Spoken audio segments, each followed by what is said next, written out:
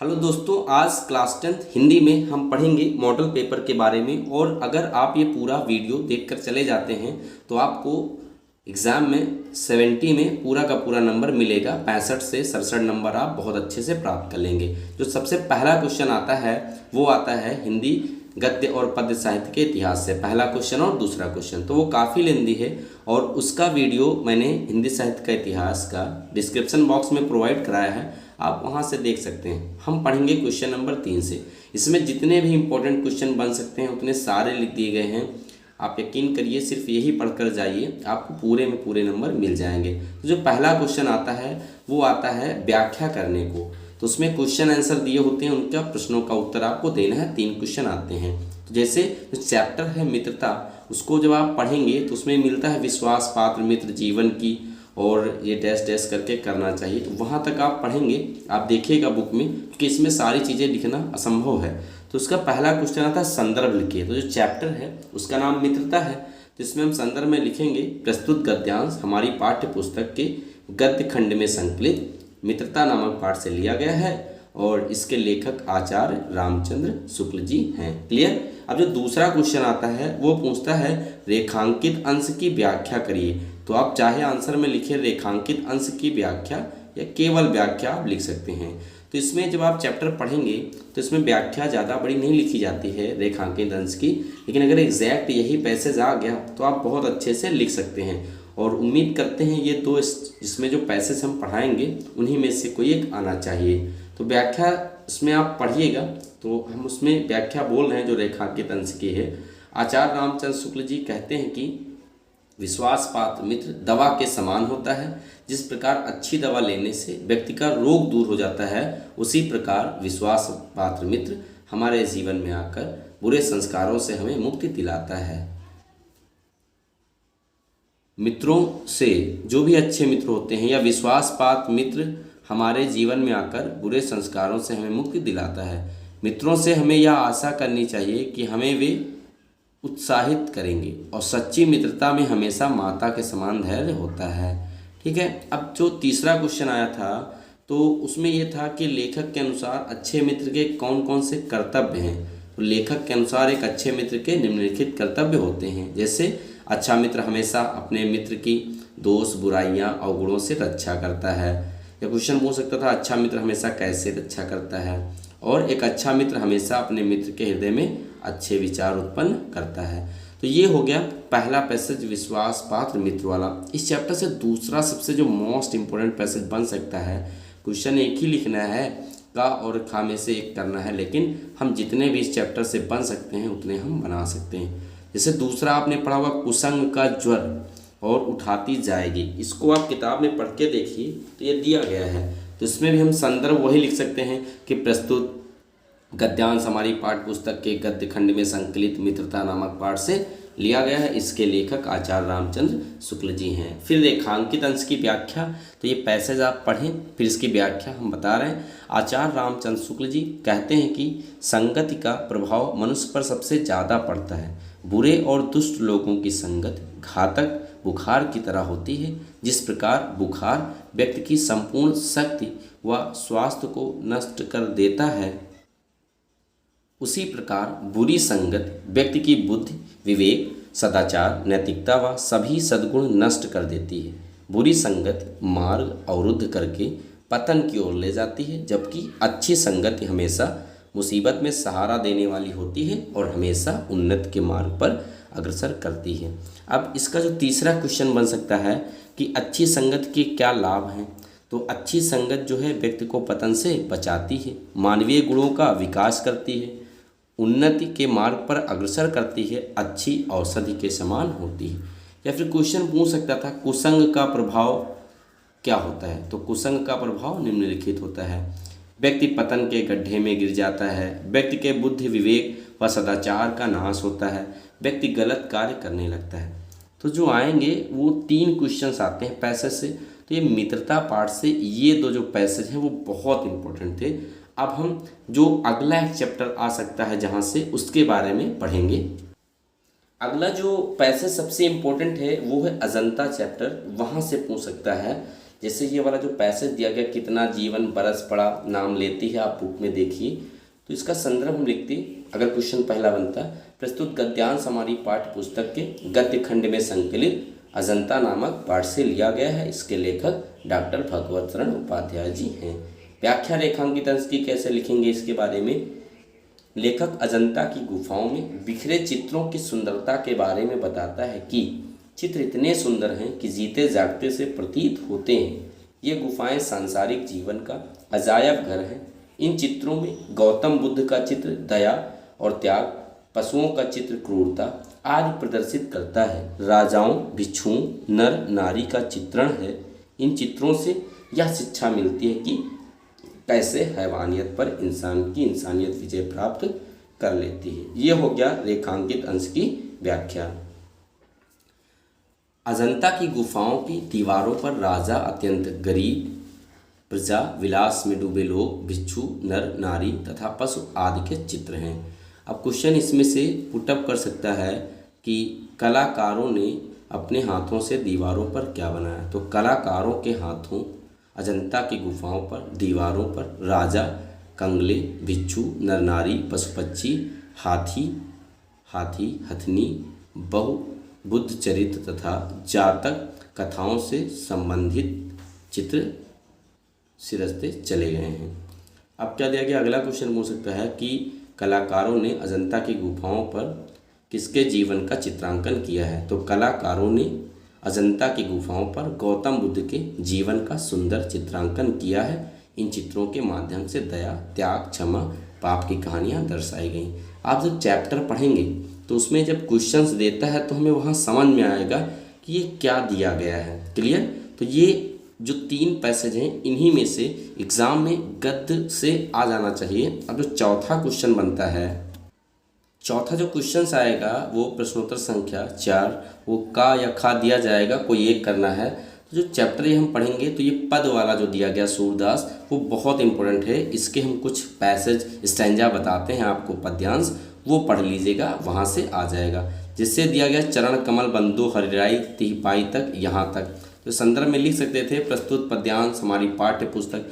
एक आप पद्यांश समझ लीजिए, बाकी उस चैप्टर की हिंदी पढ़िए, उन्हीं में से आप बहुत अच्छे से लिख सकते हैं। मैं एक यहाँ बताने जा रहा हूँ। प्रस्तुत पद्यांश हमारी पाठ्य पुस्तक हिंदी के काव्य खंड में संकलित पद नामक शीर्षक से अवतरित है। इसके रचयिता सूरदास जी हैं। प्रसंग इसमें जरूर लिखिए काव्य में कि प्रस्तुत पद में सूरदास जी ने अपने आराध्य श्री कृष्ण के चरणों की वंदना करते हुए उनकी महिमा का सुंदर वर्णन किया है। व्याख्या लिखेंगे तो आप उसमें पढ़िए, एक लाइन की व्याख्या लिखिए। जैसे सूरदास जी श्री कृष्ण के चरण कमलों की महिमा का वर्णन करते हुए कहते हैं कि ये जैसे ये दिया गया आप देख सकते हैं, तो ये इसकी प्यारी सी व्याख्या हो जाएगी। फिर उसमें काव्यगत सौंदर्य लिखना पड़ेगा कि प्रस्तुत पद्यांश में कवि ने ईश्वर के चरणों की महिमा का वर्णन करते हुए उनके प्रति भक्तिभाव को व्यक्त किया है। भाषा साहित्यिक ब्रज, शैली मुक्तक, गुण प्रसाद, रस भक्ति और छंद हो जाएगा, ज्ञात्मक शब्द शक्ति हो जाएगी, लक्षणा। क्लियर। अलंकार तो सूरदास जी ने जो है अनुप्रास अलंकार, सूरदास स्वामी में सावर्ण की पुनरावृत्ति के कारण कैसा अलंकार है, अनुप्रास अलंकार हो जाएगा। तो ये पहला पद्यांश हुआ। अब हम काफ़ी सारे पद्यांश बता दे रहे हैं, आप उनको पढ़ लीजिए, उनमें से कोई एक पेपर में आ जाएगा। ये कुछ पद्यांश हैं जहाँ जो कि पेपर में इन्हीं में से आएंगे। और उसी पद में आगे आपने पढ़ा होगा अवगत गत कुछ कहत ना आवे डैश डैश से सगुन पद, ये बहुत इंपॉर्टेंट है। उधो मोह ब्रज बिसरत नाही, ये भी बहुत इंपॉर्टेंट है। और उधो मन्ना भय 10-20, फिर निर्गुण कौन देश को वासी। फिर इसके बाद में आप वन पथ में जब पढ़ेंगे तुलसीदास में, तो उसमें दिया गया था रानी में जानी अजानी महा, और पुरते निकसी रघुवीर वधु, और एक था शीश जटा और बाहु विशाल।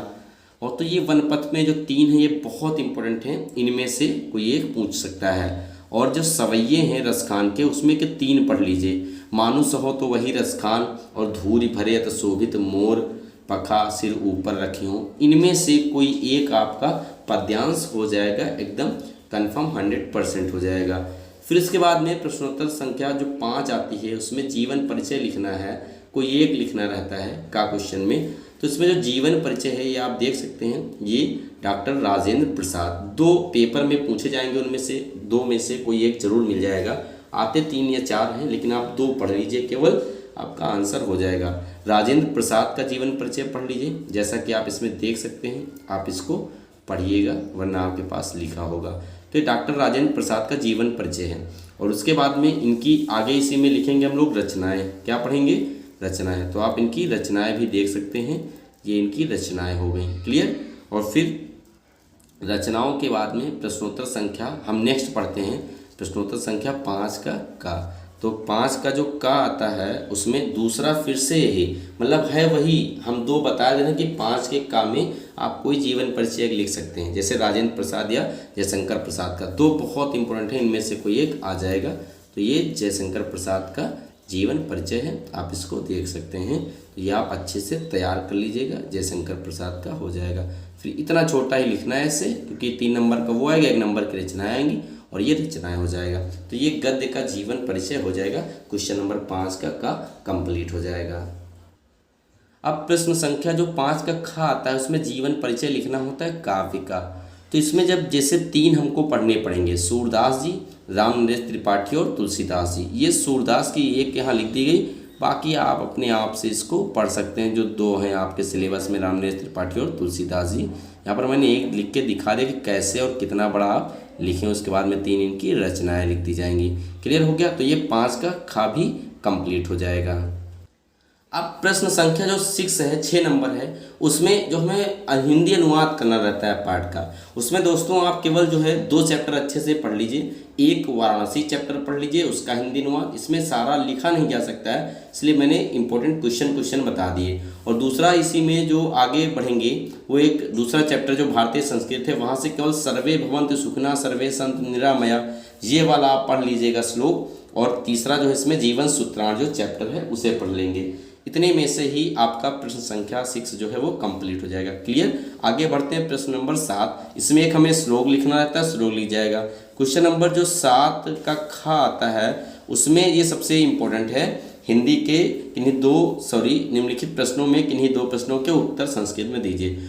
बच्चों को ये सबसे बड़ी समस्या आती है। मैं आपको 15 क्वेश्चन बताऊंगा, उनमें से कोई 2 आपके पेपर में मैच कर जाएंगे, एकदम 100% मैच करेगा। जैसे पहला क्वेश्चन है, वाराणसी नगरी कस्या नद्या कूले स्थिता, तो लिख सकते हो। या दूसरा क्वेश्चन आ सकता था, वाराणसी नगरी कुत्र स्थिता अस्ति, तो वाराणसी गंगाया नद्या कूले स्थिता अस्ति। फिर ऐसे करके देखिएगा, ये सारे क्वेश्चन दिए गए हैं, आप इनका स्क्रीनशॉट भी ले सकते हैं। ये यहाँ से ऐसे ये क्वेश्चन नंबर 6 तक हो गए। वीरा केन पूछते, वीरा वीरेन पूछते। आगे इसमें के क्वेश्चन दिखा सकते हैं कि 15 क्वेश्चन हमको पढ़ने हैं। क्लियर। तो ये क्वेश्चन जैसे हो गया, ये देखिएगा यहाँ से, पुरुराज केन साह युद्धम अकरोत, ठीक है, यहाँ से लेकर के क्वेश्चन नंबर 15 तक। चंद्रशेखरा स्वापितु नाम किम अकथयत, यहाँ तक ये ऐसे क्वेश्चन कंप्लीट हो गया। तो इन्हीं 15 क्वेश्चन में से कोई एक मैच कर जाएगा और ये प्रश्नोत्तर संख्या 7 का खा हो जाएगा। फिर प्रश्न संख्या 8 में करुण रस। अब ये करुण रस की अच्छी सी डिफिनेशन दी गई है, इतना आप इससे डिफिनेशन लिखेंगे। उसके बाद में उदाहरण भी लिखा जाएगा।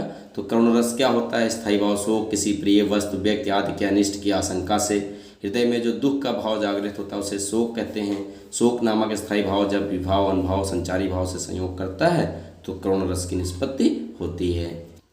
ये इसका उदाहरण हो जाएगा, जैसे शोक विकल सब रोग महिरानी रूप सील बल तेज बखानी करही विलाप अनेक प्रकारा परही भूमतल बारह बारह। अगर आपके पास टाइम कम है, आपकी स्पीड कम है, तो आप स्पष्टीकरण ना भी लिखें यूपी बोर्ड में, तब भी आपको पूरे के पूरे नंबर मिल जाएंगे, 2 नंबर आपको मिल जाएंगे। ये हो गया इसका स्पष्टीकरण। फिर प्रश्नोत्तर संख्या 8 का खा। इसमें एक जो है अलंकार की परिभाषा पूछी जाती है उदाहरण के साथ में। तो एक कोई भी लिख सकते हैं आप में 3 है, उपमा रूपक उत्प्रेक्षा। आप कोई भी 2 याद कर लीजिए, उपमा रूपक या उत्प्रेक्षा, उपमा उत्प्रेक्षा कोई भी। तो ये उत्प्रेक्षा अलंकार की डिफिनेशन हो गई और ये इसका उदाहरण हो गया। जहाँ उपमेय में उपमान की संभावना की जाती है वहाँ उत्प्रेक्षा अलंकार होता है।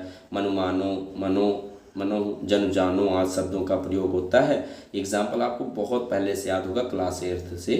सोहत ओढ़े पीठ पट श्याम सलोने गात मनहु नील मणिशैल पर आतप प्रयोग प्रभात। तो ये एक हो गया उत्प्रेक्षा अलंकार, अथवा करके दूसरा भी मैंने लिख दिया है कि उपमा अलंकार या फिर रूपक अलंकार। तो उपमा अलंकार की परिभाषा है जब किसी व्यक्ति वस्तु की किसी अन्य व्यक्ति या वस्तु से समान गुणधर्म के आधार पर समानता बताई जाए तो वहाँ उपमा अलंकार होता है, जैसे मुख में अंग मंज मनोहर। तो ये क्वेश्चन नंबर 8 का खा हो गया। क्वेश्चन नंबर 8 के जो गा में आता है ये आता है सोरठा अथवा रोला आता है। आप एक कोई भी याद कर लीजिए। सोरठा या अर्धसम मात्रिक छंद है, दोहे का उल्टा होता है, 4 चरण होते हैं, पहले तीसरे में 11-11, दूसरे चौथे में 13-13।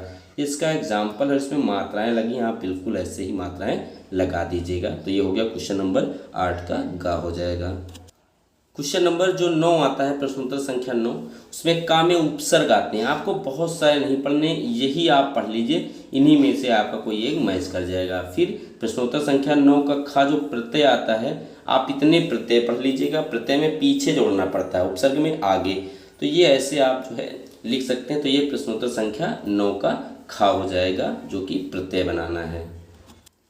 अब प्रश्न संख्या 9 का गा जो समास विग्रह करना रहता है, जैसे नवरत्न, तो ये ऐसे लिख दिया गया, नवरत्नों का समूह। ये समास पूछेगा द्विगु समास। त्रिभुज 3 भुजाओं का समूह, तो ये हो जाएगा द्विगु समास। ऐसे करके हमारे में द्विगु समास ही है, तो ये इसे लिख दिया गया है द्विगु समास और ये द्वंद्व समास। तो जहाँ पर ऐसे बीच में चिन्ह का उपयोग होता है, डैश लगा होता है, ये द्वंद्व समास होता है। तो देख सकते हैं आप, ये सारे महत्वपूर्ण एग्जाम्पल्स मैंने लिख दिए हैं, आप इतने ही पढ़ लीजिए। पेपर में आपका 100% कोई ना कोई एक जो है समास हो जाएगा। क्लियर? ये समास है, एक बार आप फिर से इनको देख सकते हैं।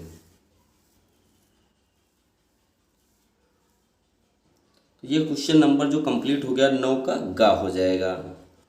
अब प्रश्नोत्तर संख्या 9 का जो घा है वो तत्सम लिखने हैं। इसमें बहुत सारे हमारी किताब में या सिलेबस में कराए गए दोस्तों, लेकिन आपको ये इतने महत्वपूर्ण पढ़ लेने हैं और इन्हीं में से कोई एक जो है आ जाएगा। क्लियर? जैसे ये आप देख सकते हैं, इनको आप पॉज करके आराम से स्क्रीनशॉट लेके लिख सकते हैं। और ये इतना जो है आपके लिए कि पाहन और तालाब का जो है ये तत्सम रूप लिखिए। क्लियर? तो ये हो गया क्वेश्चन नंबर 9 का घा।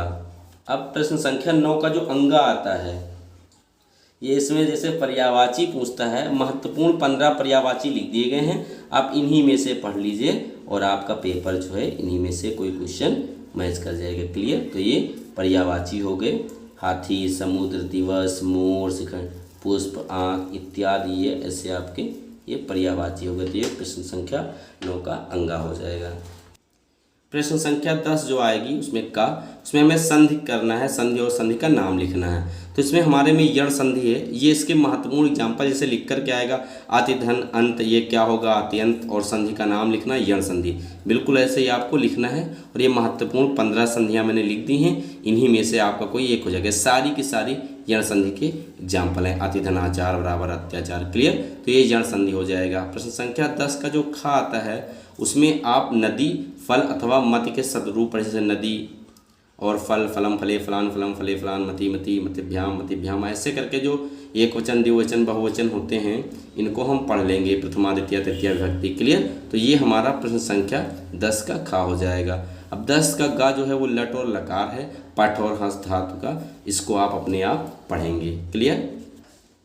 ये प्रश्न नंबर 10 का जो घा है, इसमें संस्कृत में अनुवाद करने रहते हैं 2 के, तो हमने महत्वपूर्ण 15 से 20 जो है वो लिख दिए हैं, आप इनको देख सकते हैं और इन्हीं में से पेपर में कोई ना कोई 2 आपके मैच कर जाएंगे। इनको आप आराम से देख सकते हैं। ये हमारे ट्रांसलेशन है जो संस्कृत में अनुवाद करने, हिंदी से संस्कृत में अनुवाद करिए।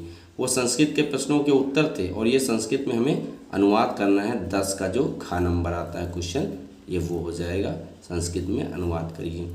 क्लियर? तो ये हो गया संस्कृत में अनुवाद करना। अब हम आगे बढ़ते हैं।